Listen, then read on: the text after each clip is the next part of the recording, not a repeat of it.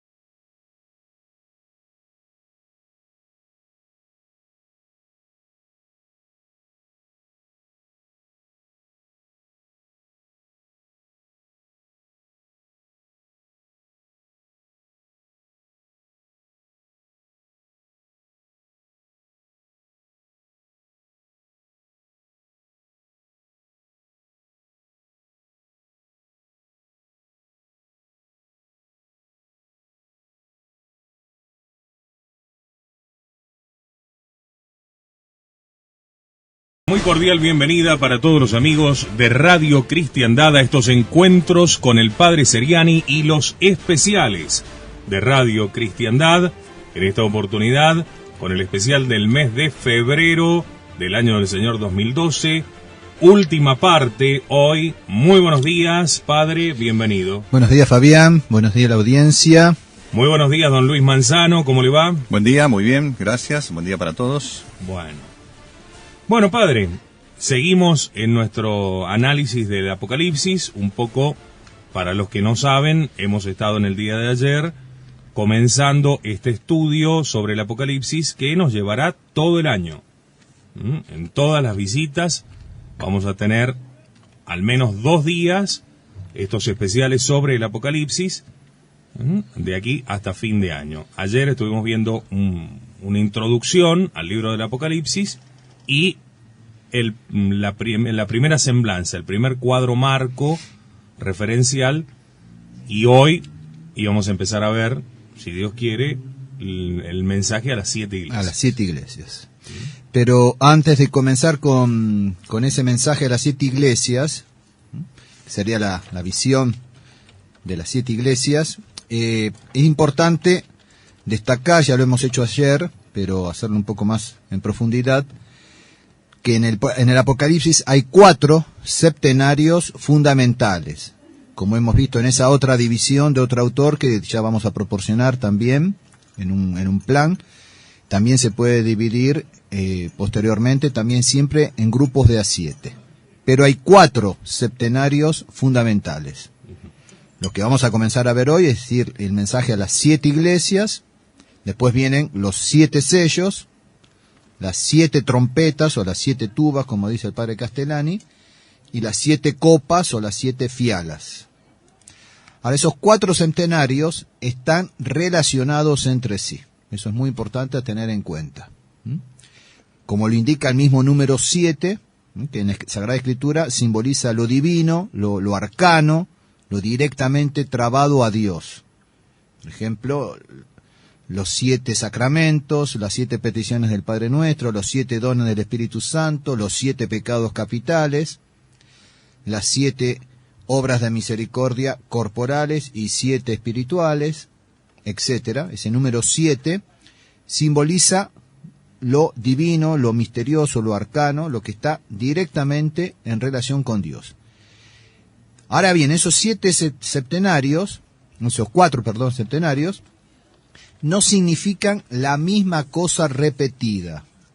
O sea, no se trata de la misma cosa y se repite en el mensaje de las 7 iglesias, después en las 7 trompetas. No. Tampoco son 4 cosas distintas. Por eso decimos que están íntimamente trabadas. No son 4 cosas cronológicamente seguidas y distintas una de otra. La relación es mucho más sutil y mucho más profunda. Son como 4 enfoques de la parusía. Lo hemos dicho ayer, lo repetimos ahora, que vamos a comenzar justamente con el primer enfoque. Son como 4 enfoques, una fotografía que se toma de una misma cosa con 4 enfoques. El objeto fundamental es la parusía, con la toma cada vez más cerca, o el foco cada vez más centrado en ella. Ustedes creo que lo entienden, pero no sé si se entiende para todo lo que estoy diciendo, con esa imagen. No sé si quieren aclarar algo cuando yo termine. Entonces, estos 4 septenarios son como 4 enfoques de la parusía, con la toma o el foco cada vez más cerca de ella. Todos los 4 septenarios terminan siempre en la parusía, es decir, en la segunda venida de nuestro Señor. Pero no comienzan los 4 en el mismo punto. Son 4 retratos diferentes del fin del mundo, tomados cada vez más cerca y desde un nuevo punto de vista. Las 4 visiones, es decir, el mensaje de las 7 iglesias, los 7 sellos, las 7 tubas o trompetas y las 7 copas, las 4 visiones representan toda la historia de la iglesia.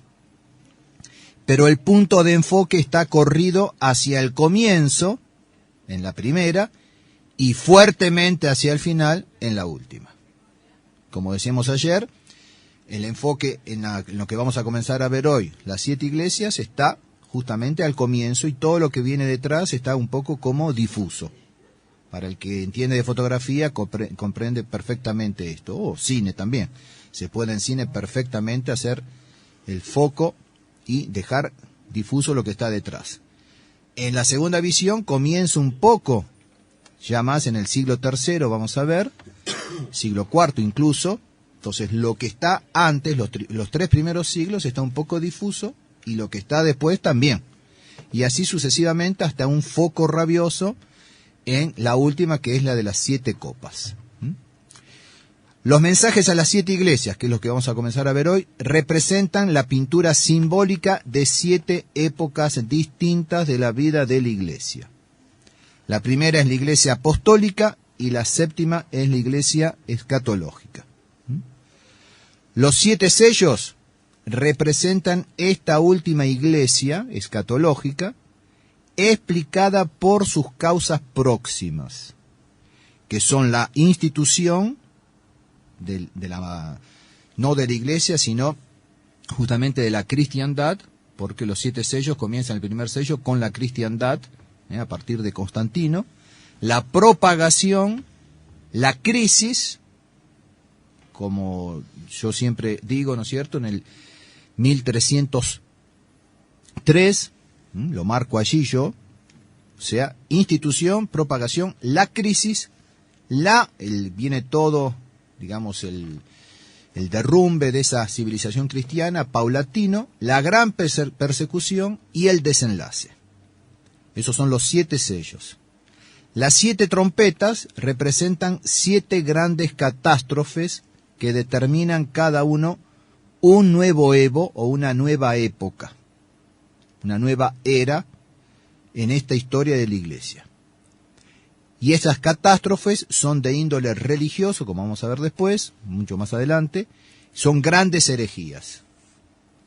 Y por último, las 7 copas simbolizan los castigos extraordinarios de los últimos tiempos. Pues decimos que la foto ya los contiene. Y en cierto modo están en germen a lo largo de toda la historia de la iglesia, y en cierto modo también han sido castigadas diversas épocas con estas copas, pero fundamentalmente son las reservadas para los últimos tiempos. Y es la parte causal y eficiente de lo que Jesucristo llamó la gran tribulación. Que todos esos castigos exacerbados, puros, en los últimos tiempos, han existido siempre en la historia de la humanidad que resiste a Cristo. Bueno, eso sería como una introducción general con estos 4 septenarios. Y ahora vamos a comenzar entonces sí ya con el primero de ellos, que es el mensaje a las 7 iglesias, que abarca los capítulos 2 y 3 del Apocalipsis. Los capítulos 2 y 3 contienen pues los mensajes monitorio proféticos a las iglesias, las 7 cartas. Las 7 cartas que siguen tienen cierta relación con la situación de la Iglesia de Asia en el momento en que fueron dictadas a San Juan. Dado el carácter simbólico del número 7 y la advertencia general que se repite al fin de cada carta, estas son destinadas a todas las épocas. Las cosas que vendrán previstas en las cosas que hay ahora. ¿Cómo se llama eso? Tipo y antitipo. Perfecto. Desde la antigüedad ven muchos comentaristas en el número 7 un símbolo de lo perfecto y universal, de manera que las 7 iglesias representan una totalidad. Así lo han entendido San Juan Crisóstomo, San Agustín, San Gregorio y San Isidoro por lo menos. Esto es importante repetirlo y explicarlo un poquito más, insistir. Entonces, desde la antigüedad ven muchos comentaristas en el número 7 un símbolo de lo perfecto y universal, de manera que las 7 iglesias representan una totalidad. Corresponden a otros tantos períodos de la historia de la Iglesia Universal. Entonces, hay muchos exégetas, muchos teólogos, entre ellos padres de la Iglesia, otros no, que a estas ciudades, geográficamente e históricamente, le otorgan un sentido típico. Y por lo tanto, también después estará el antitipo. Por ejemplo, entonces está San Juan Crisóstomo, San Agustín, San Gregorio Magno, San Isidoro, entre los grandes santos, incluso padres de la Iglesia. Pero también Cornelius a Lápide, el venerable Holhauser, el cardenal Billiot, el canónigo Chevalier. En cambio, otros rechazan esta interpretación o esta exégesis. Entre los primeros, los que digamos decíamos, ¿no es cierto?, San Juan Crisóstomo, San Agustín, etcétera, ven como 7 edades, 7 etapas o eras de la historia de la Iglesia. Los otros niegan esto. Los primeros superponen las 7 fases de la vida de la Iglesia militante sobre las 7 ciudades del Asia. Ahora, es muy importante, esto, por ejemplo, el padre Castellani no lo encontramos, este detalle, yo lo encuentro en otros autores. Estas ciudades están como agrupadas en una especie de semicírculo, muy amplio, o sea que no se cierra el círculo, pero tampoco es un semicírculo, es un poco más amplio, en el orden cronológico en que van apareciendo en el Apocalipsis. Y tal como las fue viendo San Juan, desde Patmos. Si se pone una especie de bastón, digamos, o de mástil, en el centro de esta especie de semicírculo amplio, y se lo considera a la luz del sol, a medida que el sol sale y va transcurriendo hasta el poniente, sería una especie como de reloj solar. Y la sombra de este bastón, a medida que el sol sale, se va levantando, va recorriendo, va marcando cada una de estas iglesias. Y es muy interesante entonces justamente que nos muestra también este recorrido cronológico alrededor de la historia de la iglesia. Entonces la primera ciudad a la cual es la primera a la cual le toca la sombra de este bastón, de este reloj solar, de esta cronología, es la primera etapa de la iglesia. La segunda y así sucesivamente. O sea que hasta ese detalle no se le ha escapado a algunos. Es muy interesante, esto yo no lo he encontrado, por ejemplo, en el padre Castellani, no agrega muchísimo, pero es interesante de remarcar, porque al mismo tiempo no es lo mismo la iglesia del levante o del naciente, con todo lo que significa simbólicamente, que la del poniente. El poniente. Muy buen detalle, sí. Entonces, así agrupadas, las vio y muestra entonces, conforme a su posición geográfica, podemos ver como el designio lineal de las etapas de la iglesia que va a seguir San Juan, inspirado, por supuesto, por el Espíritu Santo. Las 4 últimas se elevan además del suelo geográfico, del nivel geográfico, para alinearse en su ruta del tiempo. Entonces, estos 4 septenarios no lo hemos dicho, pero ya lo vamos a ir diciendo. Normalmente se agrupan en grupos de 3 y 4. Tanto las iglesias como los sellos, como las trompetas, como las copas, hay una distinción entre las primeras 3 y las últimas 4. Y entre las últimas 4, normalmente también 3 y 1. No siempre, pero está esta división, lo cual muestra también la importancia de los mensajes en este caso, o de las cosas que están anunciadas, por ejemplo, los castigos. Todo eso, a medida que vayamos avanzando, lo iremos indicando. Entonces, que quede claro que conforme al plan que seguimos nosotros del Padre Castellani, vamos a seguir, estamos bien apoyados en cuanto a este sistema histórico escatológico, porque estamos en estas primeras visiones que son históricas escatológicas. Bueno, estamos apoyados también en un San Juan Crisóstomo, un San Agustín, un San Gregorio Magno, un San Isidoro, el Cardenal Biliot, Cornelio Salápide, etcétera. O sea, no es una idea desvariada del Padre Castellani.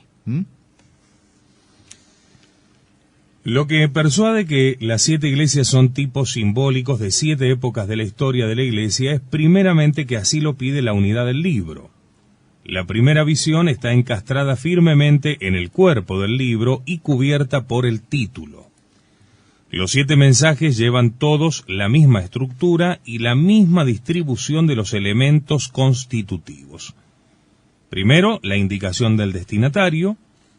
Segundo, la referencia a alguno de los atributos de Cristo mencionados en su descripción, como vimos ayer, esto en el capítulo 1, versículos 12 al 16, menos el título de la última iglesia, que no aparece, quiere decir, es nuevo. Lo hemos anunciado ayer también. Exactamente. En tercer lugar, aparece en todas, decimos esta estructura es común a todas, el examen del estado de la iglesia, con el mensaje compuesto de una alabanza y de un reproche.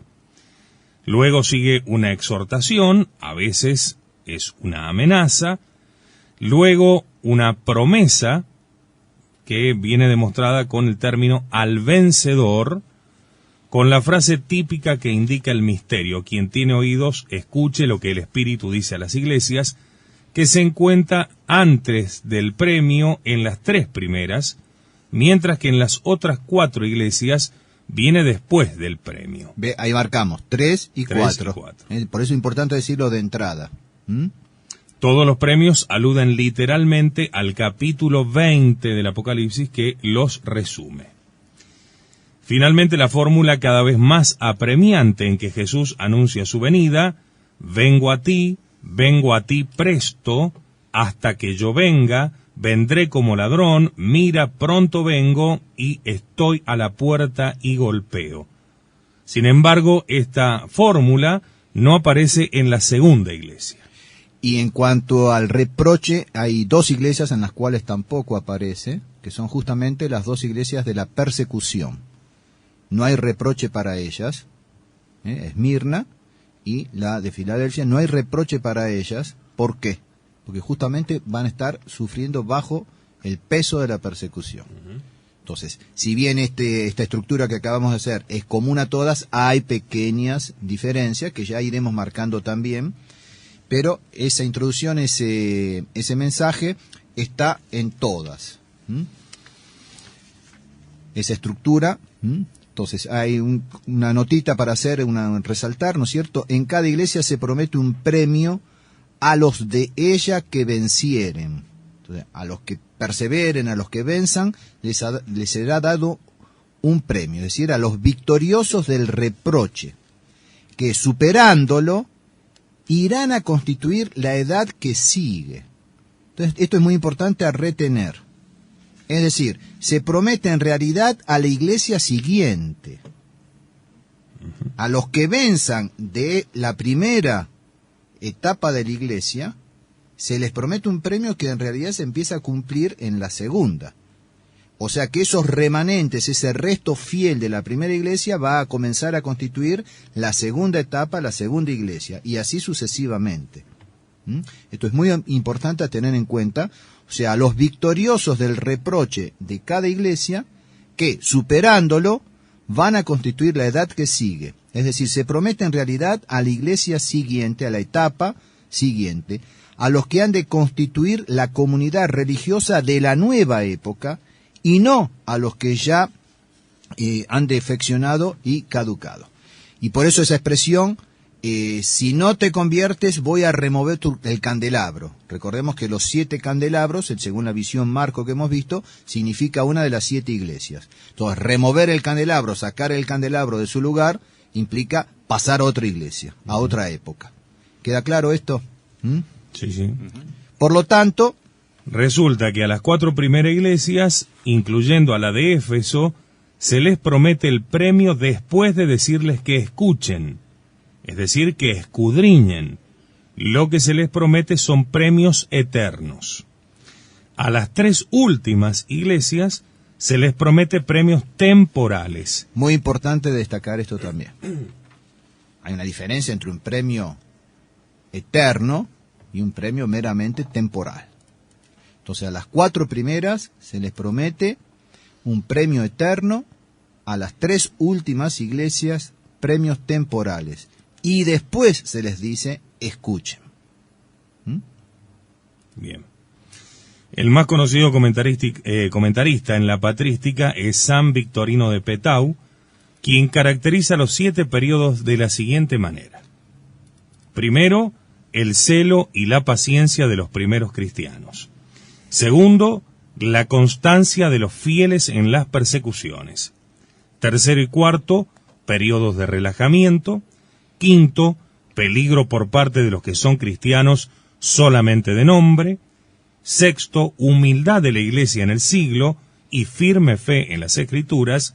Séptimo, las riquezas y el afán de saberlo todo cohíbe a muchos para seguir el recto camino. Eso es el primer comentarista, que lo divide de esta manera. Como vamos a ver, el padre Castellani no sigue exactamente esto, en parte sí, pero no exactamente. Pero es interesante que ya el primer comentarista ha hecho este tipo de análisis en base a 7 etapas o 7 momentos distintos de la historia universal de la Iglesia. Este sistema, con más o menos variantes, se mantuvo durante la Edad Media y encontró, en un escrito atribuido a San Alberto Magno, la siguiente exposición. Vamos a poner un énfasis especial en la interpretación del padre Leonardo Castellani. O sea, citamos primero lo que dice San Alberto Magno. Recordemos que es el maestro de Santo Tomás de Aquino. Estamos hablando de un autor del siglo XIII. Entonces, San Alberto Magno, profesor de Santo Tomás de Aquino, él distribuye de la siguiente manera, y nosotros, entre paréntesis, decimos o hacemos referencia a la interpretación del padre Castellani. Entonces, dividiendo las 7 etapas de la iglesia, en base a cada una de las iglesias, vamos a ir viendo. Para Éfeso, es el periodo de los apóstoles, persecución por los judíos. Dice el escrito de San Alberto Magno: per Ephesum signatur status ecclesiae tempore apostolorum, quando in eis erat voluntas Domini. Entonces, el periodo de los apóstoles que sufren la persecución por parte de los judíos. Para el padre Castellani, es la iglesia apostólica hasta Nerón. O sea que marca, si se quiere, precisa el término. Es la iglesia apostólica hasta Nerón. Después, la segunda iglesia que hasta Nerón, digamos, ¿qué época estamos hablando? ¿El año 60? Un poco más. Antes de la destrucción de Jerusalén. Bien. La segunda es Esmirna, el periodo de los mártires, persecución por los paganos, dice San Alberto Magno. Entonces, per Esmirno signatur status ecclesiae in tempore martyrum, cuando letantes et cantantes iban ad supplicium, cuando iban al suplicio, al martirio, alegres y cantando. Para el padre Castellani, La edad de las persecuciones desde Nerón a Diocleciano hasta Constantino. Constantino. Eso lo agrego yo. Hasta Constantino lo agrego yo. Bien. Pero se entiende. Sí, sí. Que es... Son los 10 emperadores. Después viene la tercera etapa, la tercera iglesia, que es Pérgamo, según San Alberto Magno. Es el periodo de los herejes, per Pergamum signatur status ecclesia en tempore hereticorum. Tiempo de Es los la iglesia herejes. de los doctores y de las herejías hasta Carlomagno. El padre Castellani precisa, es la iglesia de los doctores y de las herejías. San Alberto Magno dice de las herejías, pero vamos a ver justamente que a las herejías se le opone, salen los doctores, los padres de la iglesia, que salen a enfrentar a los herejes. Entonces hay que destacarlo, ese no es solamente el período de las herejías, sino también de los grandes doctores, claro, y de los grandes concilios que comienzan a constituir, a resumir la doctrina de la iglesia en fórmulas concretas como son la de los concilios. Y hasta Carlomagno. Eso también lo precisa el padre Castellani. Ahora viene el cuarto periodo, es la gran iglesia de Tiatira. Es el periodo de los confesores y doctores y herejías ocultas, dice San Alberto Magno. Per Tiatiram, signatur status ecclesiae in tempore confessorum et doctorum. El padre Castellani precisa: la iglesia del dominio de la cristiandad desde Carlomagno hasta Carlos V. Es decir, corresponde, con lo que decíamos ayer y hemos dicho hace un ratito, corresponde al periodo del caballo blanco, claro, la monarquía cristiana, desde Carlomagno hasta Carlos V, más o menos 1550 y tanto. Ya después viene la quinta iglesia, el quinto periodo de la iglesia, que es Sardes, según San Alberto Magno. El periodo de los santos sencillos, durante el cual se introducen las riquezas y el escándalo de los malos cristianos que aparentan piedad. Per Sardim signatur status ecclesiae in tempore santorum simplicium, cuando temporales divisiae ecclesiae date sunt. O sea que ahí, como lo hemos dicho más de una vez, siguiendo al padre Castellani, por ejemplo, en el primer domingo de Cuaresma, la primera tentación de Cristo, reproducida, repetida en la iglesia, en su cuerpo místico. Es decir, hacer uso de lo espiritual a cambio de lo temporal. Entonces, durante el cual se introducen las riquezas y el escándalo de los malos cristianos. Vendría a ser justamente el periodo del Renacimiento en adelante, hasta la Revolución Francesa. El padre Castellani lo dice. La edad llamada del Renacimiento, desde Carlos V hasta la Revolución Francesa, o bien hasta nuestros días. Sí, ahí porque esa es la discusión, ¿no es cierto? El padre Castellani en su interpretación también ha ido avanzando, por así decir, ha ido evolucionando en el buen sentido de la palabra, hasta llegar un momento que a rajatabla dice: no, con la Revolución Francesa se ha terminado Sardes.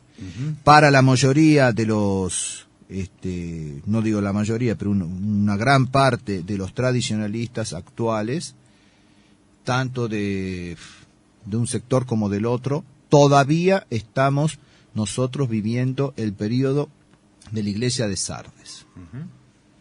Para el padre Castellani y para otros autores, y en ese sentido yo lo sigo, con la Revolución Francesa se terminó Sardes y ya estamos en Filadelfia, como vamos a ver después. Justamente esa iglesia de Filadelfia, sexta etapa, sexta edad de la iglesia. Dice San Alberto Magno: abierta maldad de los cristianos. Per Philadelphiam dicit glossa quod signatur tempore antichristi alique de Judeis deceptis prius postea convertentur ad fidem.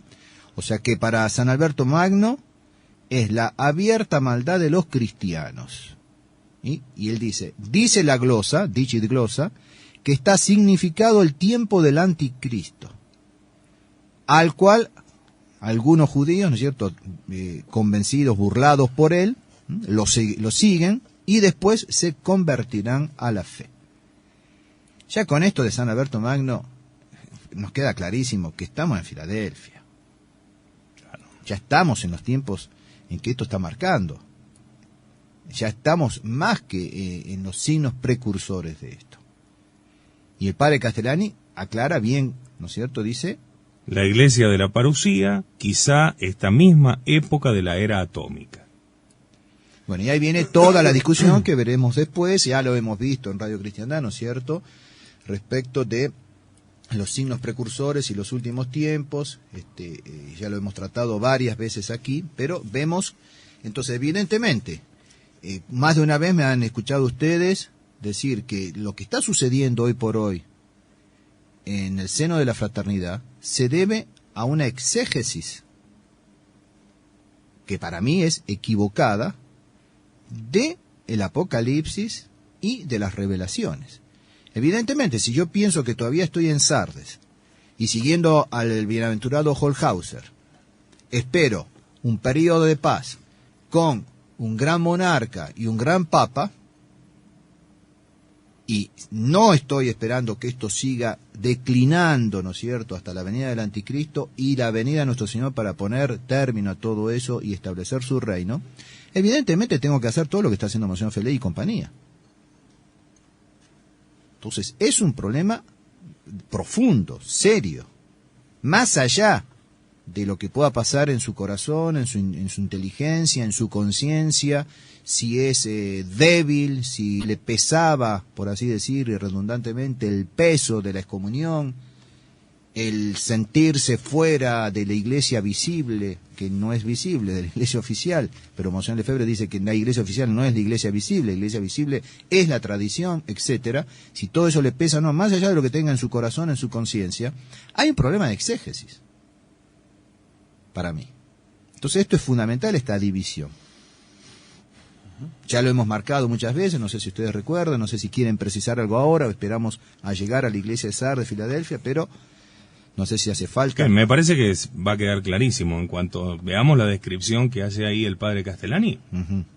Queda claro. Ahora, también es cierto que él dudaba de en qué momento en realidad nos encontrábamos, ¿no? Sí. Si en Filadelfia o en la Odisea. Pero llega un momento en que es terminante, sobre todo, eso es lo interesante de ver, que ya en los papeles de Benjamín Benavides, lo hemos visto el año pasado, la cuestión del periodo de florecimiento, él es terminante, y tiene como 10 citas a lo largo de los papeles de Benjamín Benavides en distintos momentos, 10 citas que a veces son una página entera, donde dice Sardes se terminó.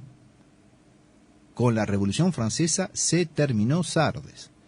Y evidentemente que con esta otra interpretación de que todavía estamos bajo la era de Sardes, la Revolución Francesa, que valga la importancia también de resaltar que a nivel espiritual el Concilio Vaticano II es la Revolución Francesa dentro de la Iglesia, no se entiende esto que está pasando en la Iglesia y lo que está pasando en la sociedad. Claro. Si pasa desapercibida la Revolución Francesa si no es un hito que esté marcado en el Apocalipsis y que cambie una época. Y por lo tanto otro momento de la historia de la Iglesia. Es fundamental. Entonces aquí, bueno, pero con el bienaventurado Holshauser lo dice con todas las letras. Y bueno, una vez más, es una revelación privada. Y él comienza a hacer toda su descripción diciendo que está inspirado por Dios, y cuando termina con Sardes dice: se me acabó la inspiración. Y lógico, se acabó la inspiración porque no se entiende lo que sigue con tu inspiración. Entonces, ¿venía realmente de Dios la inspiración de Holshauser? Porque es sintomático. ¿Por qué Dios lo inspiró solamente hasta el gran monarca y el gran papa y después se terminó la inspiración? Eso está en el libro de él, ¿eh? Entonces, sí. Una vez más, yo me remito a la letra del Apocalipsis, y en este caso estamos viendo a San Alberto Magno, que ahora vamos a ver justamente que él duda también sobre cuál es el período exacto del anticristo. Pero hay una gran diferencia entre Sardes y Filadelfia. Que él duda entre Filadelfia y la Odisea, de acuerdo, pero no hay duda para Sardes. Además sería bastante congruente teniendo en cuenta, como usted bien dijo, esa perspectiva borrosa, ¿no?, hacia las épocas finales, ¿no? O sea, desde la época de San Alberto Magno era todavía mucho más borrosa que para el padre Castellani.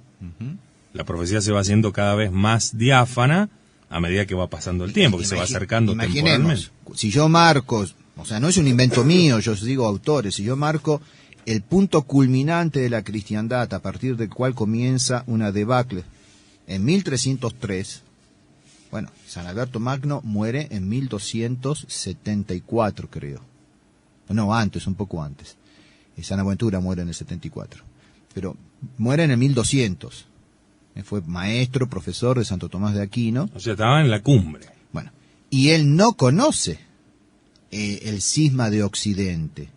No conoce el exilio de 70 años de los papas en Aviñón y después cuando vuelven a Roma y 3 papas, 2 de ellos sobre todo, por lo menos, seguidos por santos, tanto uno como otro papa seguido por santos, y un propio hijo de San Domingo de Guzmán, un dominico, como San Vicente Ferrer, al cual se lo llama el ángel del Apocalipsis, que hasta Dios permitió que resucitara un muerto enterrado desde hacía no sé cuántos años para probar de que el fin del mundo estaba cerca.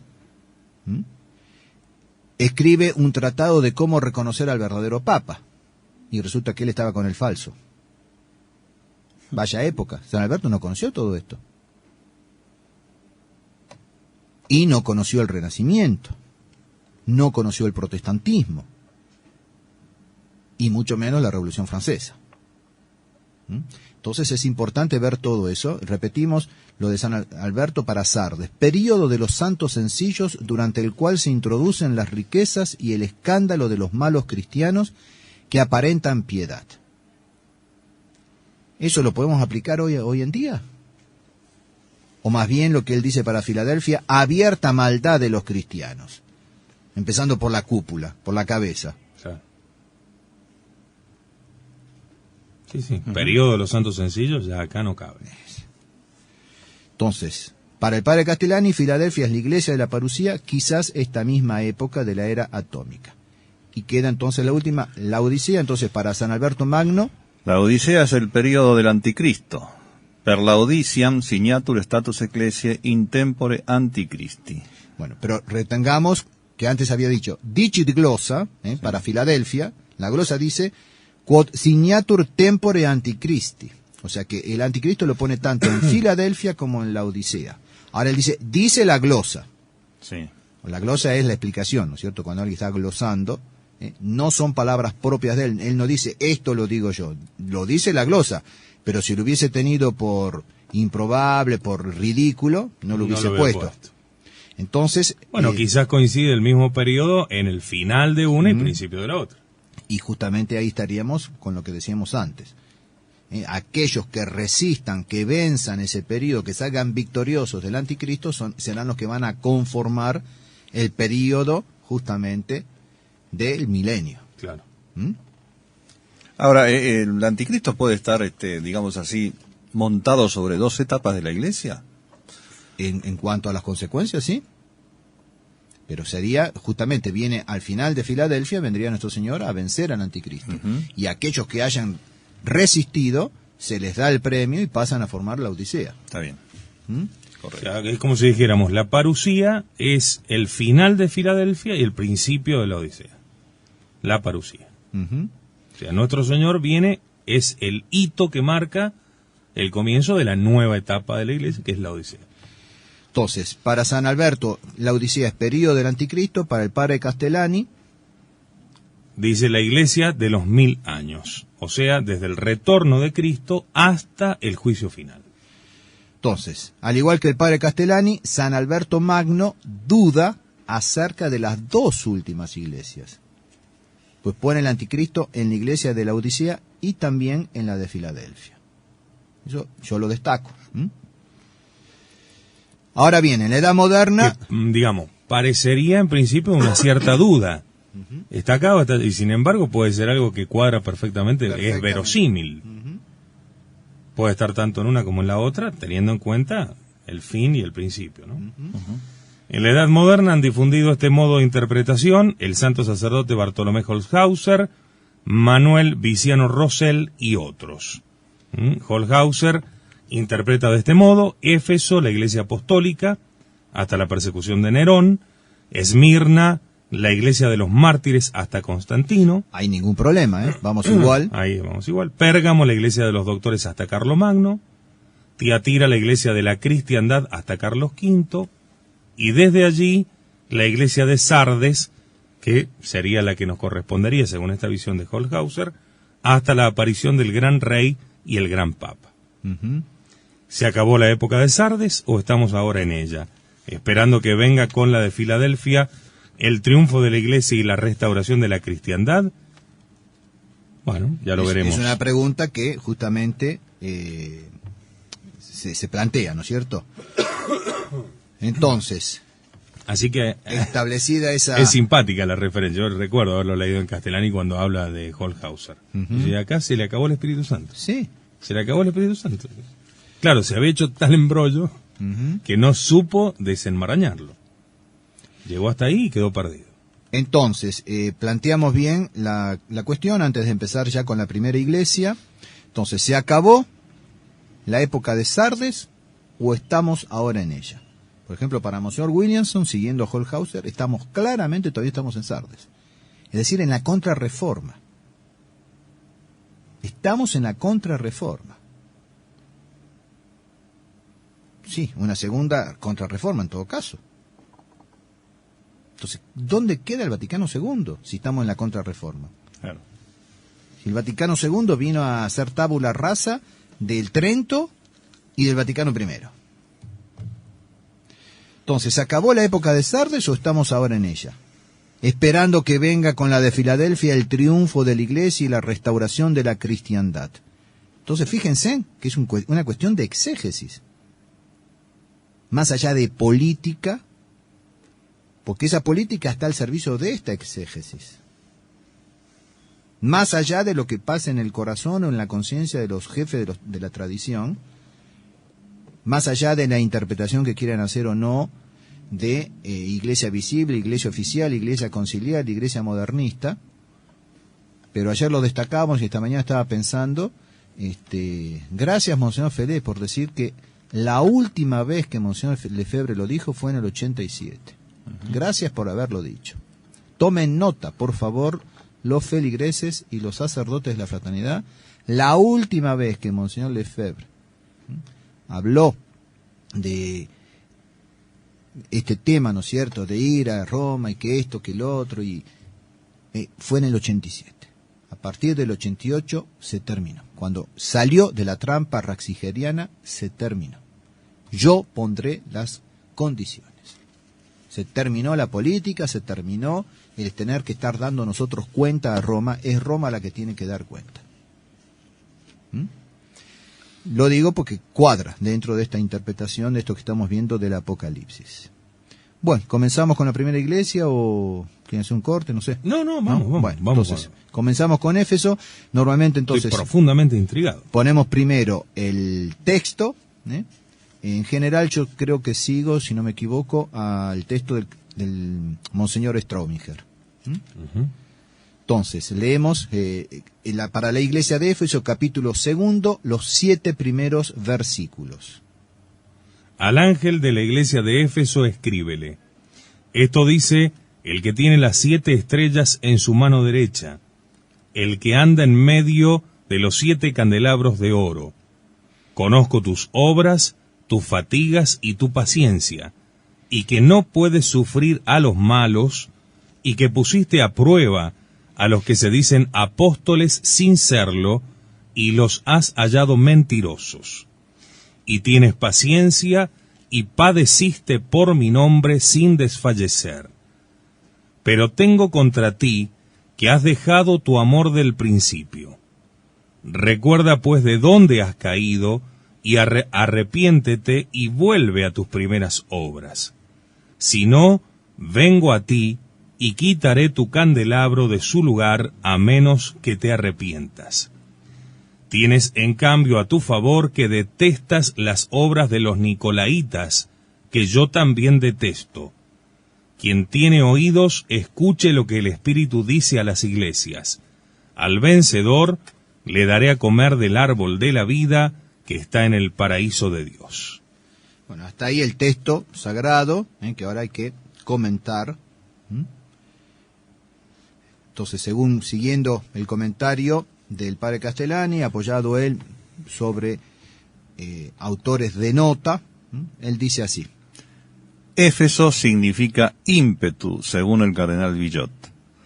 Es la iglesia gobernada por San Timoteo, el hijo espiritual de San Pablo. Representa la primera edad de la iglesia, la impetuosa predicación apostólica, la iglesia apostólica, hasta Nerón. Según Eizaguirre, que el padre Castellani cita muchas veces, y es el libro ese que estoy tratando de estudiar y de profundizar, el nombre de Éfeso significa deseo. No contradice lo de ímpetu. Recuerden que al profeta Daniel el Espíritu Santo lo llama varón de deseos, es decir, alguien que tiene grandes deseos. Entonces, ímpetu, o ese ímpetu es la consecuencia de un gran deseo. Y le dice que es la iglesia seminal, porque fue en la que fue sembrada la doctrina y la propagación del Evangelio a través de los apóstoles, con este gran deseo, con este ímpetu, se entiende perfectamente. Así que agrego ese comentario, digamos, de Eizaguirre, además de ímpetu, deseos, una época de grandes deseos, y me hace acordar a el profeta Daniel. Riquísima en obras, trabajos y paciencia fue la iglesia apostólica, que se difundió en poco más de un siglo por todo el imperio. Pero nacen las primeras herejías del seno mismo de los apóstoles. La escritura recuerda a los nicolaitas y refiere a Nicolao, que era uno de los 7 diáconos. De hecho, el acontecimiento se refiere en Hechos, capítulo 6, versículo 5, y en la segunda a los Corintios, capítulo 12, versículo 11. Y se producen los primeros martirios por la expoliación y rapiña de los bienes de los cristianos palestinos. La caridad fraterna de los primeros fieles fue extraordinaria, pero ya no tienen los cristianos la comunidad de bienes. Cuando una iglesia o una época de la iglesia decae y se corrompe, lo que Dios hace es simplemente retirarle su luz, con lo cual termina de pudrirse, surgiendo en otro lugar el resplandor de la fe y el fervor. El Señor le anuncia que moverá su candelabro, quizá de Jerusalén a Roma. Ahí está la expresión, mover el candelabro, es decir, va a sacudir, a mover a esa iglesia, a ese periodo de la iglesia, y va a comenzar uno nuevo. Y bueno, significativamente, justamente, con la caída de Jerusalén y demás, los apóstoles tuvieron que dispersarse hasta la llegada de San Pedro y luego de San Pablo a Roma. La primera herejía, o sea, el nicolaísmo, se parece mucho a la última herejía. Y se puede decir que transcurre transversalmente toda la historia de la Iglesia y es como el fondo de todas las herejías. Una especie de gnosticismo dogmático y laxismo moral, un sincretismo, una falsificación de los dogmas católicos, adaptándolos a los mitos paganos, sin tocar su forma externa por un lado, idolatría, y concordantemente una promiscuidad con las costumbres relajadas de los gentiles, lujuria. El premio es el conocido símbolo del Génesis, es decir, el comer del árbol de la vida. Entonces, después volvemos a lo del premio, pero veamos que dice: la primera herejía, que ya se manifiesta en este periodo, va a permanecer como subyacente todo a lo largo de la historia de la Iglesia. Y es como de costumbre, siempre, por supuesto, el hombre tiene 2 facultades, la inteligencia y la voluntad. Entonces siempre va a haber algo que toque a la inteligencia, que es la más importante, pero algo que toque también a la voluntad. Entonces, respecto a la inteligencia, una especie de gnosticismo dogmático, y respecto de la voluntad, el laxismo moral. Y al mismo tiempo, un sincretismo. La primera herejía se parece mucho a la última. Entonces ese sincretismo, Asís que ya comienza, el espíritu de Asís que ya comienza en la primera iglesia. Sincretismo, una falsificación de los dogmas católicos. Modernismo. ¿Cómo no ver? Adaptándolos a los mitos paganos, sin tocar su forma externa. O sea, la cáscara queda intacta, pero la han vaciado el contenido y le han inoculado un contenido perverso, herético. La idolatría. Y vaya si hay hoy idolatría. Y justamente el hombre que idolatra la obra de sus manos. Y la obra de sus manos es, hoy por hoy, una vez más, lo mismo que sucedió con los judíos, el oro, el dinero, porque con eso hace todo lo demás. E idolatra sus construcciones, idolatra la tecnología, idolatra sus viajes. Bueno. Y concordantemente una promiscuidad con las costumbres relajadas de los gentiles, la lujuria.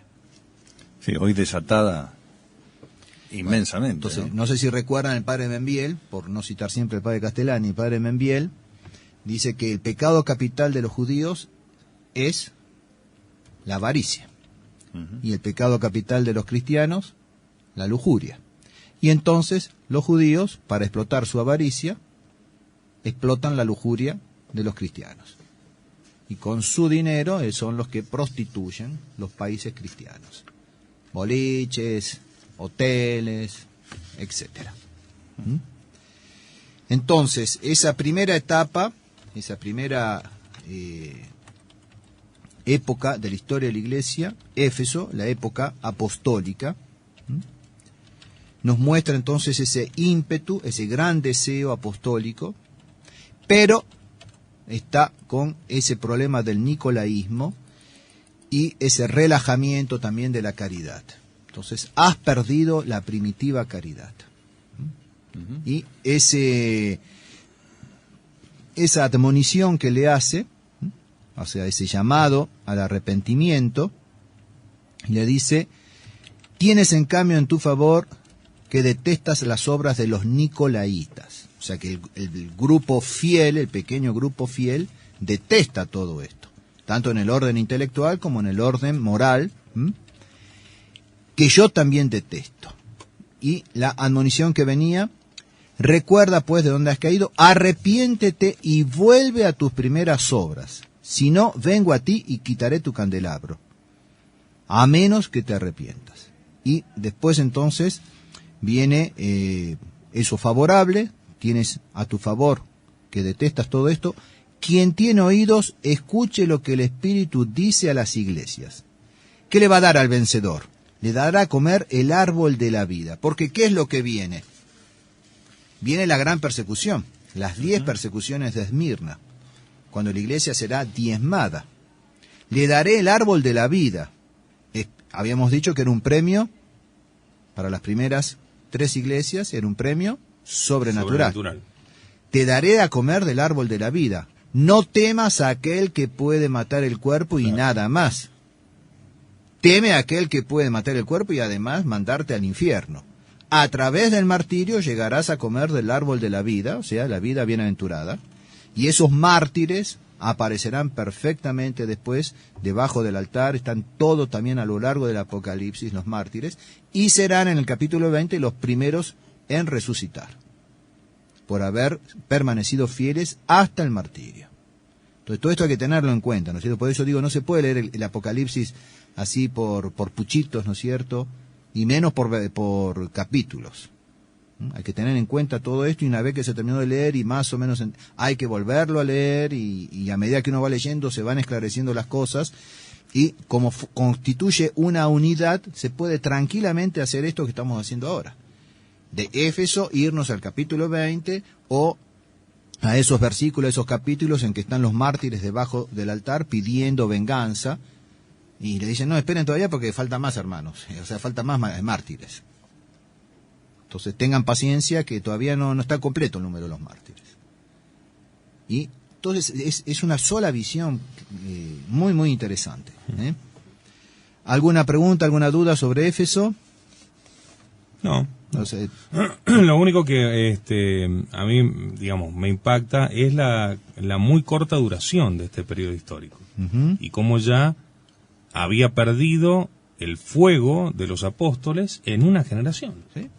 Es más, cuando San Juan escribe esto, ya había pasado. Claro. Ya había pasado Éfeso. No es una profecía para San Juan. Ya había pasado. San Juan ya está escribiendo el Apocalipsis en la época siguiente, en Esmirna. O sea, tan rápido pasó hoy, ¿sí? Pero entonces, si esa iglesia primitiva perdió tan rápido el fervor, bueno, ¿qué nos queda para nosotros? Claro. Ahora, qué poco verosimilitud tiene la visión de que estas cartas a las 7 iglesias son meras admoniciones de un obispo para su pueblo. Claro, sobre todo para la primera que ya terminó. Claro, ¿qué sentido Es tiene? ridículo. O sea, ese sistema meramente histórico es ridículo. Ya por lo menos esta primera de Éfeso no tiene el más mínimo sentido. O sea, que le va a advertir de algo que ya pasó. Pero que no existe ya esa iglesia. Es completamente un error cronológico. Y creo que con Esmirna pasaba lo mismo. Ya no existía. No, la iglesia todavía de Esmirna. cuando él escribe, no, ya llegamos, vamos, son las 10 primeras persecuciones. No. ¿Existía la iglesia como tal? Sí. Creo que tengo dudas sobre ese tema. Pienso que sí. Me que parece que existía. Castellani da alguna reseña sobre eso. Esmirna, de hecho tengo entendido que significa mirra. Mirra, sí, ahora vamos a Que ver. bueno, listo, no digo más nada. No, eso está. Está ahí. No adelanto el argumento. Pero el mismo nombre ya, Esmirna, sobre todo en latín, ¿no es cierto? En español hay que ponerle una E, Esmirna. Claro. Pero en latín es Esmirna. Esmirna. Yo pongo ahí entre paréntesis, creo que es bien chiquitito, ¿no es Sí, cierto? Pero no hay lo reproche. destaco para que no lo tengamos en cuenta. No hay reproche para esta iglesia. ¿Por qué? Porque es la iglesia, igual que la sexta, la de la persecución, por lo tanto, no hay reproche. Ya, eso es bastante con eso. Al ángel de la iglesia de Esmirna, escríbele. Esto dice el primero y el último, el que estuvo muerto y revivió. Conozco tu tribulación y tu pobreza, aunque eres rico, y las calumnias de los que se llaman judíos sin serlo y son en realidad la sinagoga de Satanás. No temas por lo que vas a padecer. He aquí que el diablo va a meter a algunos de vosotros en la cárcel. Es para que seáis probados y sufriréis una tribulación de 10 días. Mantente fiel hasta la muerte y te daré la corona de la vida. Quien tiene oídos, escuche lo que el Espíritu dice a las iglesias. El vencedor no será alcanzado por la segunda muerte. Lo vamos a repetir después, pero veamos ya justamente el que coma del árbol de la vida, premio prometido a la primera iglesia, no alcanzará la segunda muerte, es decir, no irá al La infierno. condenación. Entonces, no temas a aquel que puede matar el cuerpo, pero debes temer a aquel que junto con el cuerpo puede mandarte a la gehenna eterna. Entonces, Y la corona de la vida como premio. como premio, también se justifica. Y es interesante el final de cada pasaje se refiere al vencedor, es decir, implica en cada etapa de la iglesia un combate. Un combate permanente. implica un vencedor e implica deficiencias, caídas, perdedores, Claro. católicos de cartelito. Porque si toda esa época, todos esos cristianos fuesen todos vencedores, no habría tal admonición ni nada por el estilo, y Claro. no se les removería el candelabro. Acá el candelabro va a ser removido no por una deficiencia, porque no hay reproche, sino, por así decir, por una extinción en cuanto a lo que provoca la persecución. Que va a llegar casi hasta el exterminio, pero sangre de mártires, semilla de cristianos, decía ya Tertuliano. Entonces, cuando los paganos creían ya haber exterminado la iglesia, y bueno, estaba más fuerte que nunca. Entonces aquellos que son socios, asociados del número, vean que siempre el número es pequeño en cada una de estas etapas. Entonces nosotros no somos seguidores del número, sino de la verdad. Y los que son seguidores de la verdad, y siempre son pocos. 50. Porque hoy en día me causa gracia, ¿no es cierto? Disculpen que yo me matice con estas cosas, pero vale la pena. Me causa gracia porque vuelven no solamente los mismos reproches hacia el padre Méramo, el padre Turco, el padre Grosso, el padre Seriani, o la misma admonición a los fieles. Ustedes tienen que obedecer a los superiores, tengan confianza en los superiores, o aquellos cuatro se apartan de los superiores. Son los mismos reproches que en los años 60, 70, 80 hacían a Monseñor Lefebvre y a la fraternidad.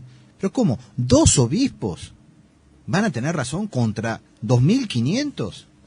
Y ahora los fieles dicen, pero ¿cómo? 2 sacerdotes, 4 sacerdotes van a tener razón contra los 4 obispos y los 500 sacerdotes de la fraternidad.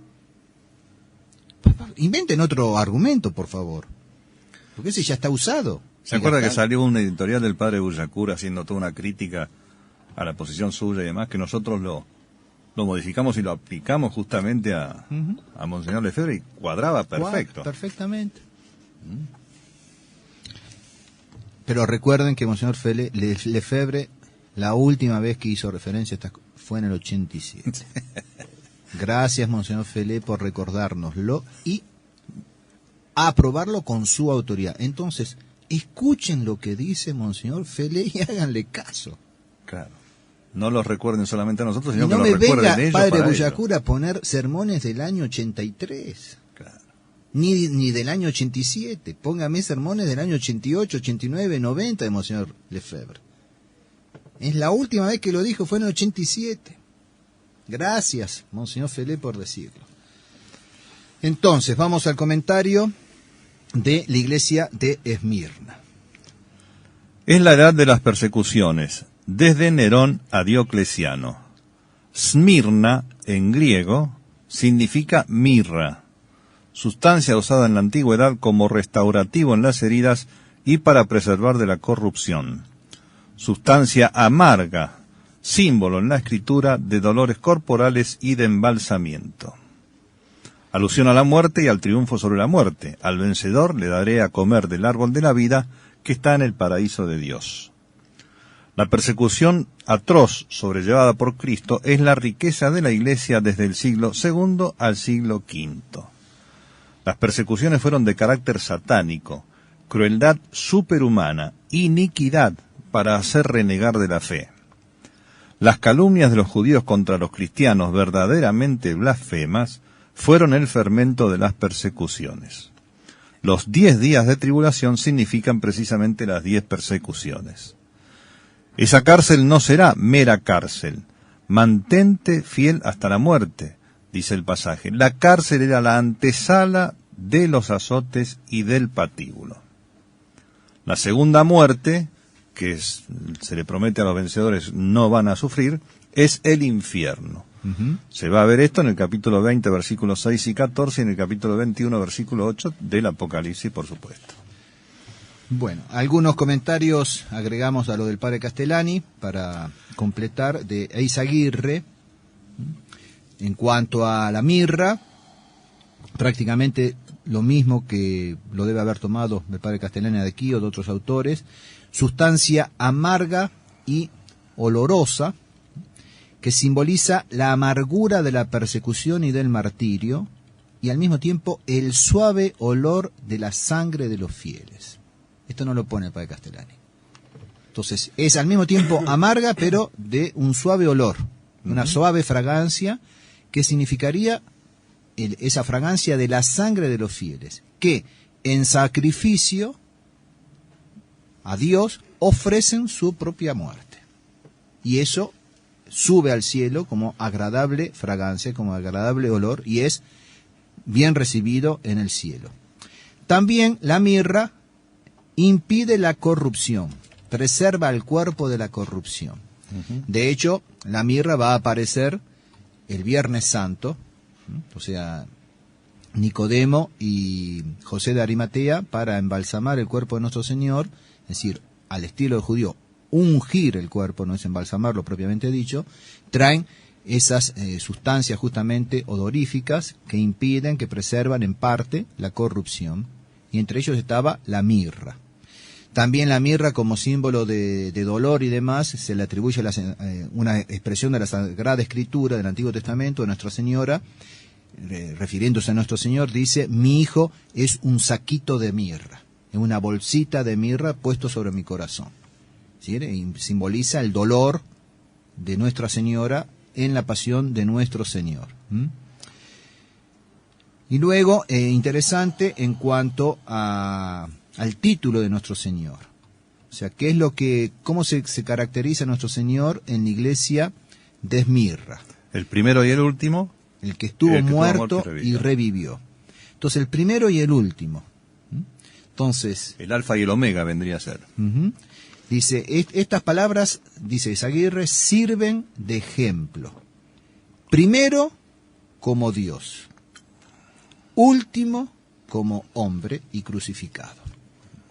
Soy el primero como Dios.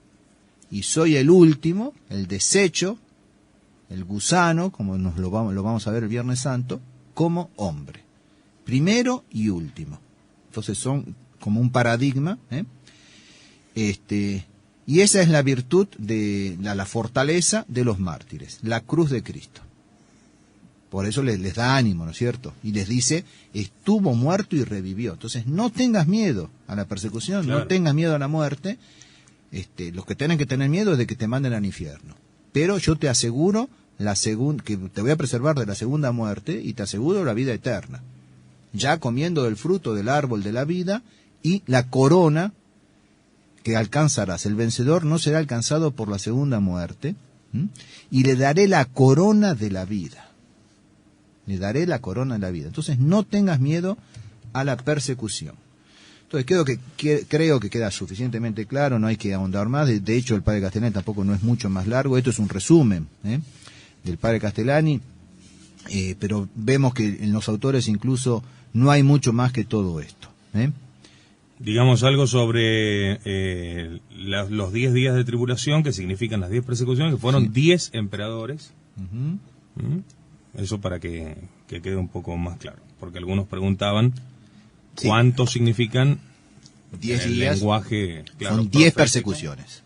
10 persecuciones llevadas a cabo por 10 emperadores distintos, no necesariamente cronológicamente seguidos. Hubo periodos, digamos, de una cierta paz, de una cierta tregua, pero en concreto fueron las 10 persecuciones. Cuando arrancaban redoblados. Bueno, hagamos aquí una pausa, si le parece, padre. Sí, para ver después Pérgamo y eventualmente Teatira. Y listo, por hoy. Bueno, muy bien. Enseguida regresamos entonces,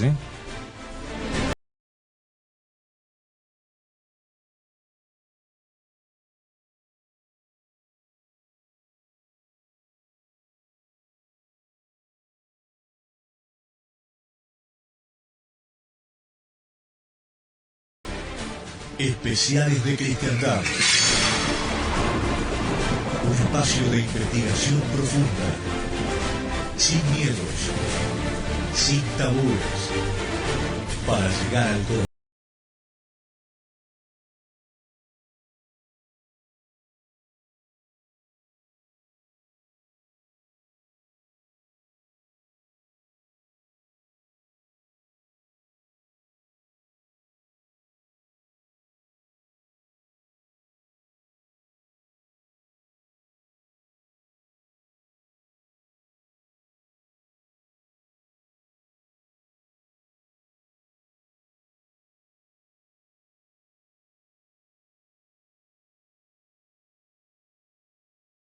Cristiandad.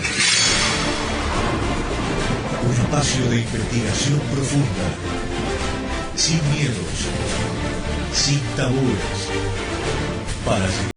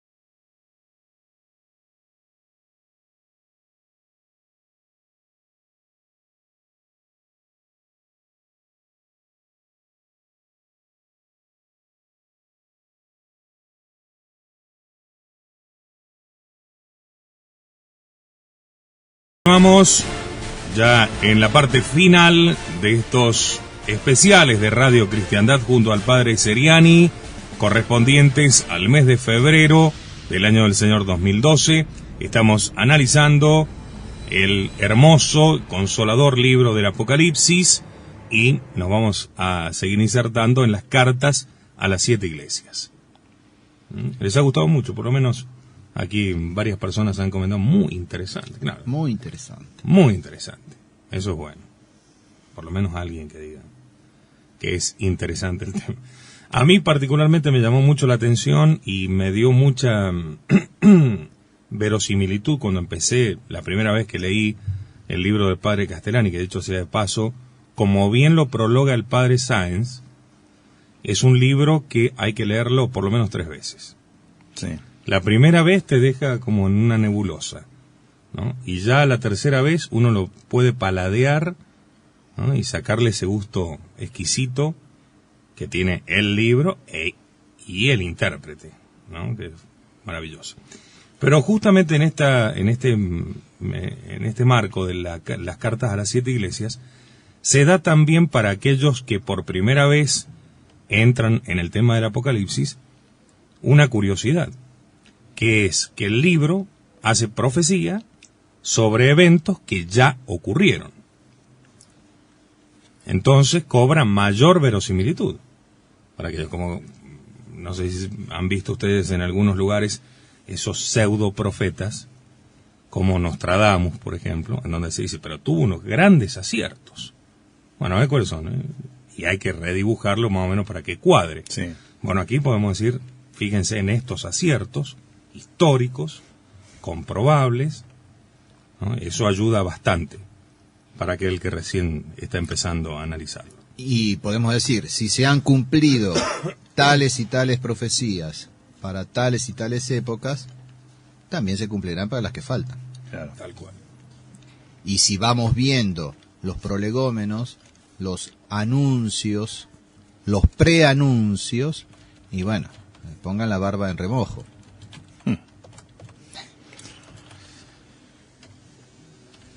Bueno, muy bien. Vamos entonces a la tercera de las iglesias, la iglesia de Pérgamo. Capítulo 2, versículos 12 a 17. Vean que todos estos primeros mensajes son relativamente cortos en cuanto a versículos que, aclaramos, no constituyen el original. O sea, no pertenecen a San Juan, sino que pertenecen a la Edad Media, esta división en capítulos y en versículos. Pero para la primera iglesia, o sea, la iglesia de Éfeso, tenemos 7 versículos. Para la segunda, la de Esmirna, 4, del 8 al 11. Y ahora para Pérgamo tenemos capítulo segundo, del 12 al 17, o sea, 6 versículos. Porque incluye el 12 al 17, ¿no? O sea que son relativamente cortos estos mensajes de las primeras iglesias. En cambio ya nos vamos a encontrar en Tiatira del 18 al 29. No es larguísimo, pero ya... El doble de versículos. Versículos. Y de contenido, de profundidad, vaya si vamos a tener. Entonces leemos primero lo que dice el Apocalipsis, el texto del Apocalipsis. Recuerdo, insisto, me parece, no estoy completamente seguro, que está tomado del Monseñor Straubing. Sí, sí. El texto. El texto.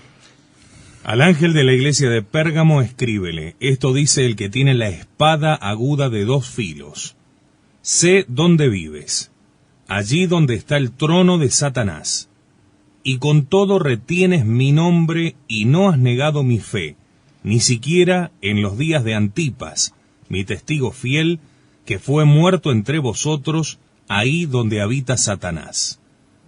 Pero tengo contra ti algunas pocas cosas. Mantienes ahí algunos que sostienen la doctrina de Balaam, que enseñaba a Balac a dar escándalo a los hijos de Israel, para que comieran carnes inmoladas a los ídolos y fornicaran. Así tú también mantienes algunos que sostienen la doctrina de los nicolaitas. Arrepiéntete, pues, que si no vengo a ti presto y lucharé contra ellos con la espada de mi boca. Quien tiene oídos, escuche lo que el Espíritu dice a las iglesias. Al vencedor le daré del maná escondido, y le daré también una piedrecita blanca, y grabado en la piedrecita un nombre nuevo que nadie conoce, sino el que lo recibe. Bueno, hasta ahí el texto. Evidentemente que al que lee esto por primera vez, hay muchas cosas oscuras. Muchas cosas oscuras. Pero bueno, vamos a ir leyendo con paciencia el comentario del padre Castellani, con algunos agregados que podamos hacer de otros autores, y veremos que hay muchas cosas también que aparecen a la luz realmente con un resplandor impresionante. Pérgamo significa libros y señala la iglesia de los doctores y de las herejías hasta Carlomagno. Es la ciudad que, si no inventó el pergamino, por lo menos se hizo el emporio de su fabricación e industria dándole su nombre. Era el baluarte del paganismo, una de sus fortalezas, o sea, el trono de Satanás, como dice este fragmento, donde se levantó por primera vez un templo al divino Augusto, primer santuario de la adoración sacrílega del hombre por el hombre, que será la herejía del anticristo. La fuerza del paganismo... ¿De ahí viene que a las encíclicas modernas las escriben en pergamino? Puede ser. La fuerza del paganismo era su cultura y su violencia. La fuerza del paganismo era su cultura y su violencia. Interesante eso. Sí. Pérgamo simbolizaba la cultura con sus pergamineros y sus copistas. En el anticristo habrá dos cosas, un sacrilegio y una herejía. Se hará adorar como Dios, lo cual es un sacrilegio. Para ello se servirá como instrumento de un culto religioso derivado espuriamente del mismo cristianismo, es decir, de una herejía cristiana. Esto es texto del padre Castellani. Entonces, él escribe esto antes del año 64. Uh-huh.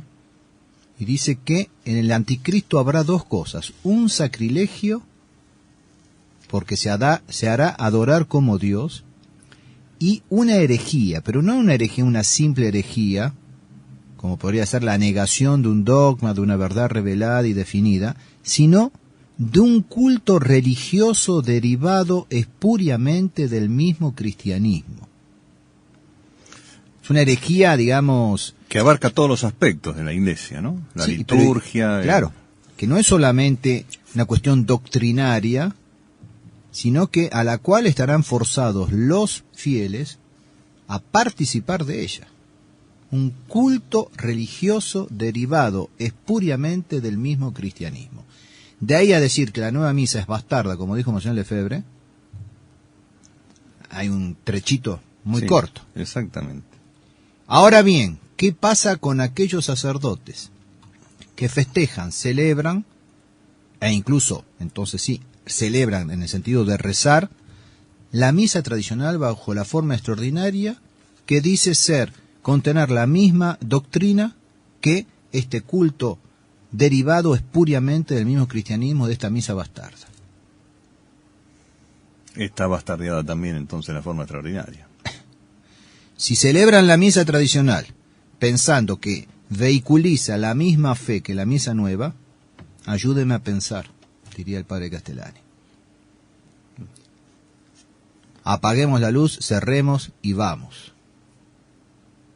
Y es lo que está pasando hoy, Más actual. Entonces, en el anticristo habrá dos cosas. Si no estamos ya en el anticristo, estamos en los prolegómenos. Un sacrilegio. Se hará adorar como Dios. Pero para ello se servirá como de instrumento, o sea que algo que lo va a ir preparando. Es un antecedente. Un culto religioso derivado espuriamente, bastardamente, del mismo cristianismo. Es decir, promulgado por un papa, sostenido por cardenales y obispos. Es decir, una herejía cristiana. Claro, y estamos en ese momento Hay que ver si ya la herejía alcanzó la sazón para servir de trampolín al sacrilegio del anticristo. No, pero si no llegó, ya le falta muy poco. Pero estamos en los prolegómenos, Sí. por eso digo. Y continúa el padre Castellani. El estado religioso durante las persecuciones era similar o análogo, es decir, el tipo. El culto sacrílego del déspota coronado estaba apoyado por todos los cultos supersticiosos de la mitología. Es decir, el culto sacrílego del déspota coronado, eso perfectamente puede coincidir con lo que vamos a ver después, capítulo 13, la bestia del mar. Apoyado por todos los cultos, la bestia de la tierra. La política y la religión. El poder político deificado y encarnado en un plebeyo. Genial ese plebeyo. Y apoyado por un sacerdocio. Eso será la abominación de la desolación y el reinado del anticristo, dice el padre Castellani. Sí, es un culto religioso nacido, derivado, espuriamente dice él, nacido del mismo cristianismo. Sí. ¿No? En el mismo O cristianismo. sea, ya no son las persecuciones fomentadas por los judíos de la primera etapa, de la primera iglesia, ya no son las persecuciones paganas, acá son las herejías nacidas del interior mismo del cuerpo místico. Con una diferencia con las herejías antiguas. Las herejías antiguas, el hereje o el heresiarca salía de la iglesia y se le ponía frontalmente opuesto. Acá se quedan. Hoy se quedan y corrompen adentro. El modernismo. Exactamente. El poder político deificado y encarnado en un plebeyo genial y apoyado por un sacerdocio será la abominación de la desolación y el reinado del anticristo. La iglesia se enfrenta en esta época... Además vendría a ser como una contraposición entre aquello otro del papa y el monarca. ¿No? Justamente va a ser un papa y un monarca que llevarán a la destrucción. Abro un paréntesis antes, porque va a quedar para marzo, para abril, no sé esto, pero se los digo ahora, ¿no? Porque muchos dan, digamos, mucho crédito a esto del monarca y del papa. Y entonces están esperando. Entonces yo digo que sí, por supuesto, pueden esperarlo y va a venir. No solamente el falso monarca y el falso papa, que será el anticristo y su trompetero, ¿no es cierto?, el falso profeta, sino que nuestro Señor Jesucristo, cuando venga, será Cristo Rey, será sumo sacerdote y será el gran profeta además. No solamente dos atributos, profeta, rey y sacerdote, sumo sacerdote, sino también profeta. Y son esos los tres títulos, las tres prerrogativas que le ha conferido también a su iglesia. Y de ahí la tiara pontifical, esa triple corona del poder para enseñar como profeta, como maestro, el magisterio, el poder para santificar como sacerdote y el poder para regir como rey, como gobierno. Entonces, cuando nuestro Señor venga por segunda vez, vendrá como rey, gran monarca, y vendrá como sumo sacerdote. Entonces no estén esperando a otro. Bueno, pero que también hay una distorsión en esa exégesis, porque lo que se enseña habitualmente, y lo que esta gente cree, es que la segunda venida de Cristo coincidirá con el fin del mundo, con el juicio final. Entonces no habrá reino milenario. Esa distorsión hace que se espere un papa y un monarca, digamos, humano, intrahistórico. viador. Intrahistórico. Ya eso también lo hemos tratado y refutado muchas veces, pero vale la pena repetirlo. Pero veamos entonces justamente como estas iglesias típicas de la antigüedad, también en cierto modo se van repitiendo a lo largo de todas las otras etapas. Y en cierto modo se resumirán en la última. Claro. Y qué significativo también que esa tiara con la triple corona es una de las cosas que los papas han descartado, ¿no? Totalmente. Pero no se preocupe, dentro de poco es capaz de restablecerla. Sí, pero ya va a ser va ya a tener un significado corrompido. Va a ser la facultad de enseñar la perdición. Y no faltarán entonces los blogs tradicionalistas, semitradicionalistas, un cuarto de tradicionalistas a significar, ¿no es cierto? Ha restaurado la tiara como de hecho ha aparecido ya en algunos domingos, ¿no es cierto?, en una especie de tapizado que ponen para cubrir la ventana de la cual habla. A veces aparece el escudo de él con la tiara. Ujú. Y no faltaron los tontos para decir, ha restablecido la tiara. El problema es que falta una cabeza en esa tiara. Claro. Pero bueno. La Entonces, Iglesia... el poder, Y bueno, pero es que poder ¿cómo, político. cómo vamos a llegar si no? Necesitamos de estas cabezas estúpidas. Y sí, Si no, bueno. ¿cómo vamos a llegar? ¿Sí? O sea que la cabeza, la cabeza vacía no solamente está en la tiara, sino también al frente de los bloques. Ujú. Entonces el poder político deificado y encarnado en un plebeyo genial y apoyado por un sacerdocio será la abominación de la desolación y el reinado del anticristo. La Iglesia se enfrenta en esta época con otra prueba no menos peligrosa y más sutil, la pululación de las herejías. Está sosteniendo el nombre de Cristo en el corazón mismo del paganismo, y lo que es más de notar, arrebatándole a Satán sus arsenales, Eso es buenísimo. la cultura y las letras, que los apologistas y doctores convierten purificándola. Yo sé dónde moras, allí donde está el trono de Satanás, y con todo retienes mi nombre y no has negado mi fe, ni aun en los días en que Antipas, el testigo mío fiel, fue muerto entre vosotros donde habita Satanás. Y eso de arrebatarle al propio enemigo las armas es donde está, digamos, la visión, para mí muy importante, del padre de Castellani, que completa lo de San Alberto Magno. No solamente Pérgamo es el periodo de las grandes herejías, sino de los grandes doctores, que también utilizan los pergaminos y la pluma para refutar las herejías.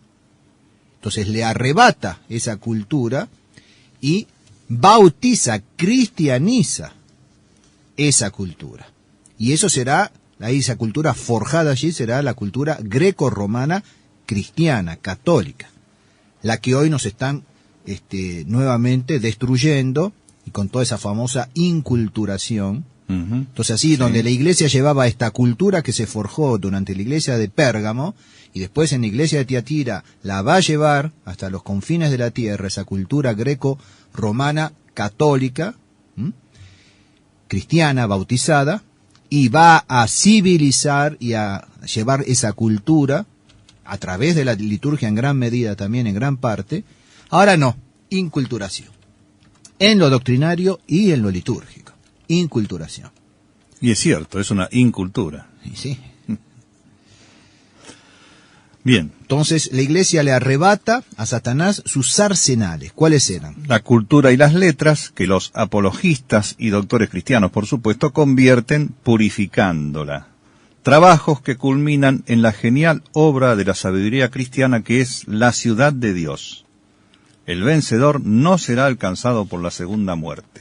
Entonces recordemos, para los que conocen historia y para los que no conocen, para que sepan, los primeros padres de las dos primeras iglesias, sobre todo de la primera, la segunda, sobre todo de la segunda, pero ya arrancan con la primera, porque en la primera están los apóstoles, pero los primeros padres son llamados padres apostólicos, porque simplemente difunden la doctrina, la vehiculizan.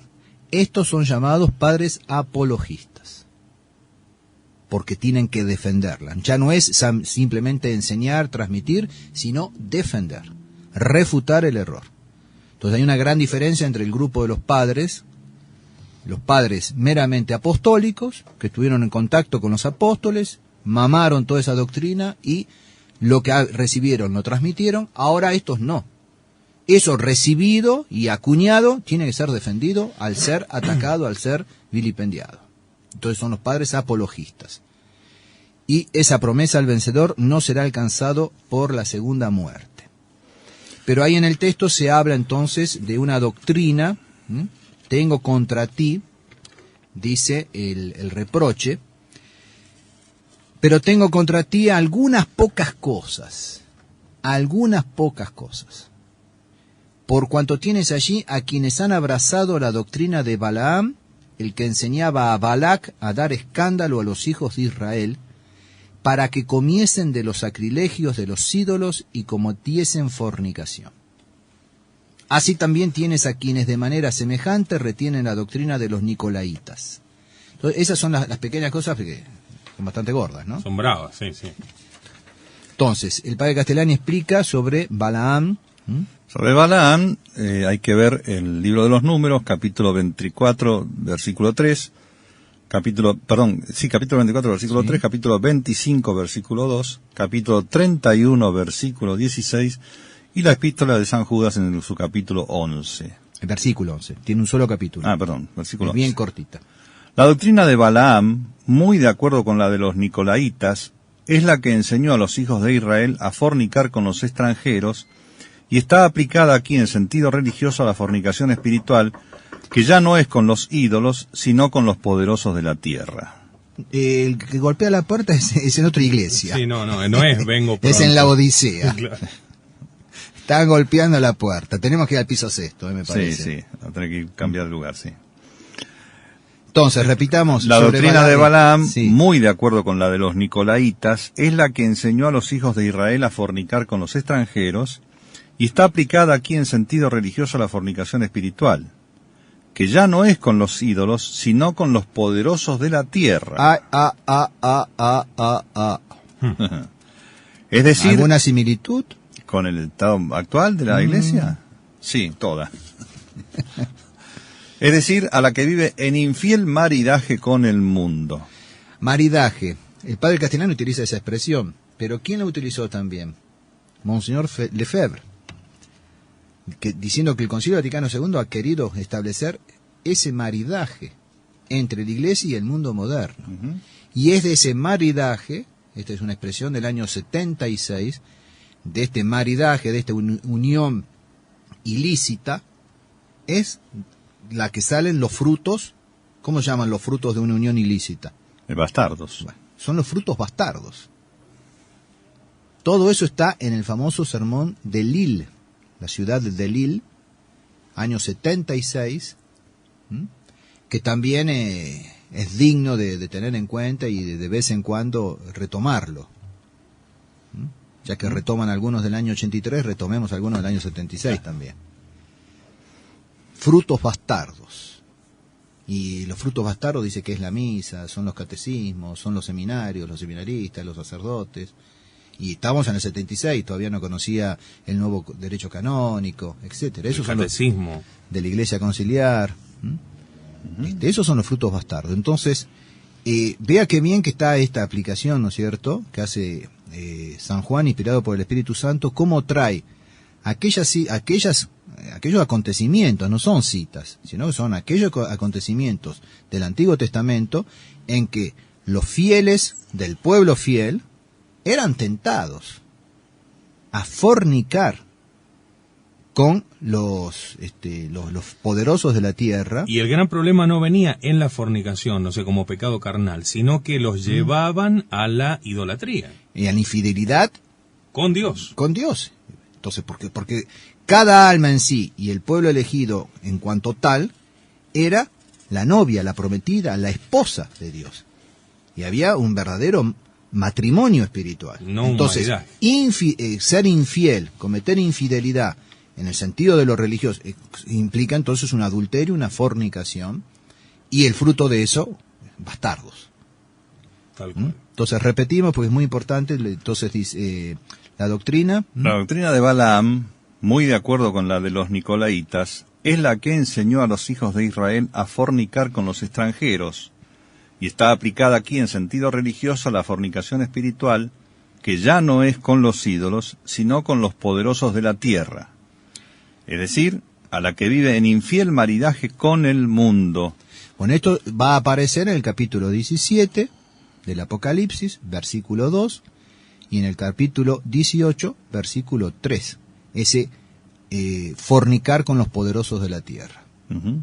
El padre Méramos muchas veces hace alusión a esto, con todo lo que está pasando hoy en día en el seno de la tradición, esa fornicación con los poderosos de la tierra. Y también el apóstol Santiago, en su capítulo 4, versículo 4, hace alusión a esa infidelidad en el sentido espiritual, en el sentido religioso. Todas las herejías en general tienen esas dos partes: un relajamiento en la moral y una contaminación con lo idolátrico, que caracterizan al nicolaísmo. Ya lo habíamos dicho en la primera iglesia. Las herejías de este tiempo trajeron la elaboración de la doctrina evangélica, pero también produjeron la desintegración del imperio, por obra sobre todo del arrianismo, que fue la más poderosa y duró 5 siglos. Bueno, esa va a ser una de las famosas trompetas. Estas herejías son innumerables y tocan puntos de más en más sutiles de la doctrina trinitaria y cristológica. Mas el fondo de todas ellas es la racionalización del cristianismo y el intento de podar y suprimir el misterio, lo cual muestra la influencia del paganismo, reducir los misterios de Dios a la medida del hombre. Y eso es lo que tiene el modernismo y lo que estamos sufriendo de lleno hoy en día. Sí, con una, como habla relajación en la moral y contaminación con lo idolátrico, hoy en un nivel terrible, inmenso. Pero justamente, aquí tocamos justamente todo. Si bien eso es grave, y es cierto, los medios de comunicación se regodean en esto. Sí. Pero esta racionalización del cristianismo, en gran medida provocada por aquellos que los medios de comunicación idolatran y vehiculizan, se ocupa muy bien de callarlo. Claro. Entonces son dos aspectos. Y de los dos, el más grave, así como lo más importante es la inteligencia y no la voluntad, lo más importante será la verdad y no el bien, también lo más grave es la corrupción de la inteligencia y la vehiculización de lo corrompido por la inteligencia y no por la moral. Claro. Entonces, se ocupa muy bien, y sobre todo para la prensa amarilla, ¿no es cierto?, de los desórdenes en el sentido de lo moral, pero ellos mismos, en gran medida, han idolatrado a los que provocan la racionalización y además después la difunden. Claro. Bueno, entonces es muy importante todo esto. Entonces el fondo de todas esas herejías es la racionalización del cristianismo, el intento de podar y suprimir el misterio. Ahora que la misa se dice en lengua vernácula, la entiendo. Claro. Señora, señor, le vaciaron la misa. Si usted la entiende, no hay más misterio, Sí. porque lo que se entiende no es misterioso. ¿Usted entiende la misa? Sepa que le han vaciado la misa. En cambio, todo aquello que sirve, que contribuye a ponerle a usted delante del misterio, eso es verdaderamente católico. Usted tiene que en silencio adorar el misterio. Y para eso sirve la liturgia católica, la verdadera. Entonces, intento de podar y suprimir el misterio, lo cual muestra la influencia del paganismo. Es decir, reducir los misterios de Dios a la medida del hombre.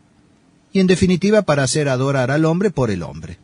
Y por supuesto ahí desaparece el misterio también, desde luego. Ya no es Y eso misterio. será el anticristo de lleno, sentándose y haciéndose adorar como Dios. Todo esto están preparando ya desde el Concilio Vaticano II en forma clara y patente. Desde la Revolución Francesa en forma larvada. Por eso Sardes se terminó y estamos en Filadelfia. A esto añadía el arrianismo una intensa actividad política, aprovechamiento de la religión para las ambiciones personales. El premio designa la vida espiritual, la gracia y la vida eterna. Acá se agrega, si me disculpan la digresión, siempre estaba el árbol de la vida, la corona y demás, la vida eterna, pero acá agrega la gracia, que es un don que es anterior a la muerte, por supuesto, en vida. Los otros son la vida eterna, acá se agrega la gracia. Como complemento simplemente de otros autores, veamos el título de nuestro Señor, que se apropia, ¿no es cierto? Es el que está allí con la espada de doble filo que sale de su boca. Bueno, y evidentemente es la palabra de Dios. Entonces, la palabra de Dios bastardeada por los herejes, y la espada de doble filo, la palabra de Dios, enarbolada, erguida, en ristre, por los grandes doctores. Porque fíjense en que en las tentaciones del demonio, nuestro Señor, también el demonio utiliza la palabra de Dios. Sí. Pero mal. Entonces, ojo. Entonces nuestro Señor aparece allí como Él, el verbo de Dios, la palabra de Dios. Doble filo, para una espada de doble filo bien cortante, que tranza, y es justamente toda la doctrina de los doctores y sobre todo las definiciones dogmáticas de los primeros concilios, todas esas definiciones dogmáticas en el orden de la Santísima Trinidad y de nuestro Señor Jesucristo. Es la situación de la Iglesia de los doctores. Jesucristo promete una espiritualidad desconocida. El premio designa de la vida espiritual, la gracia y la vida eterna, dice el Padre Castellani, pero también una espiritualidad desconocida. Hasta ese entonces, la contemplación, la cual hará santos de un nombre nuevo, que justamente va a aparecer sobre todo en Tiatira. Entonces es muy importante eso de la contemplación. También hoy el mundo moderno es un mundo anticontemplativo. Bueno, lo que se contempla son los misterios. Si han desaparecido los misterios, la contemplación ya no tiene sentido. Pero con más razón, más que nunca, los fieles, los verdaderos fieles, deben contemplar el misterio, ahondar en la contemplación de los misterios. Es fundamental. En ese velar y orar, en ese velar y orar, está la contemplación.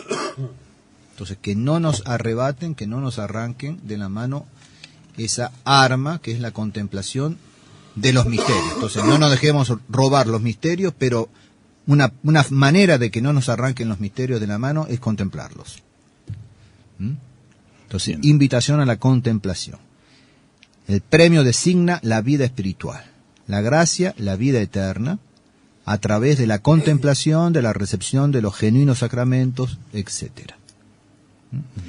Y bueno, entraríamos, pero lo dejamos ya, si Dios mediante, para la próxima visita, entraríamos en el gran período de la cristiandad, con también, lamentablemente, su comienzo de decadencia, que nosotros sufrimos y vivimos hoy. Muy bien. Muchas gracias, Padre. Hoy hay misa, 20 horas, en la casa de la familia Ledesma.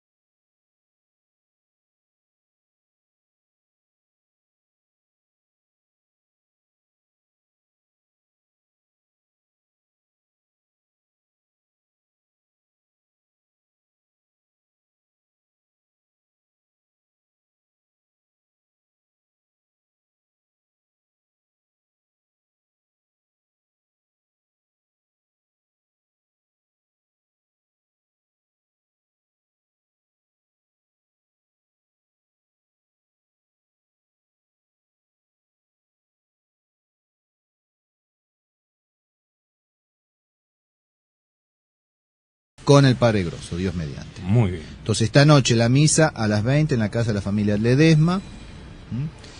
Y no sé bien cómo se presenta hoy el programa de la misa, pero o un ratito antes o un ratito después, no sé, veremos si tenemos la ocasión para rezar el Santo Vía Crucis también. Pero no sé si hay un bautismo de por medio, así que veremos. Bueno, muy bien. Muchas gracias, Padre, por esta visita. Al contrario. Bueno, por todo lo que nos deja, no solamente esta sabiduría, sino su tiempo, su paciencia. ¡Oh! Paciencia. Hoy ha tenido bastante. Hoy ha tenido bastante, ¿no? Qué cosa, déjenlo en el misterio. Bueno, son las pruebas. Contemplemos el misterio. Bueno. No me pasan a buscar. Claro. Por eso no llega. Se quemó la radio, pensaba yo. ¿Qué pasó? Qué bárbaro. Bueno, ¿Qué va? Se quemó la memoria. le pedimos su bendición. Pues lo único que falta es que digan, el programa empezó tarde por culpa del Padre Serial. Claro, eso ya eso sería el colmo. el peor de las acusaciones. Le pedimos su bendición para nosotros, para nuestros oyentes, que se van multiplicando alrededor del mundo, para sus familias, para muchos que están necesitados en todas partes. Bueno, benedictio Dei Omnipotentis, Patris et Filii et Spiritus Sancti, descenda super vos et mania semper. Amén. y que la Virgen los proteja y los guíe. Muchas gracias, igualmente, padre. Bueno. Muchas gracias a ustedes también, gracias Luis. Gracias a ustedes por escucharme también. Exactamente. Y nos volvemos a encontrar nosotros ya aquí en la radio con el comienzo de temporada de Mientras el Mundo Gira, la Cruz Permanece, el próximo martes 28 de febrero a las 10 de la mañana. Se viene con todo, se imaginarán que Luis Manzano ha estado acumulando temas, broncas, etcétera, etcétera, trivias. ¿Por eso Vos llegó no. tarde? Y vos no. Por eso llegaba tarde. Por eso llegó tarde. Y vos no. No sé, más vale. Imagínense que tiene tantas cosas que tuvieron que agregar un día. Claro. Tenemos el 29 de febrero. Muy bien, hasta entonces, muchas gracias.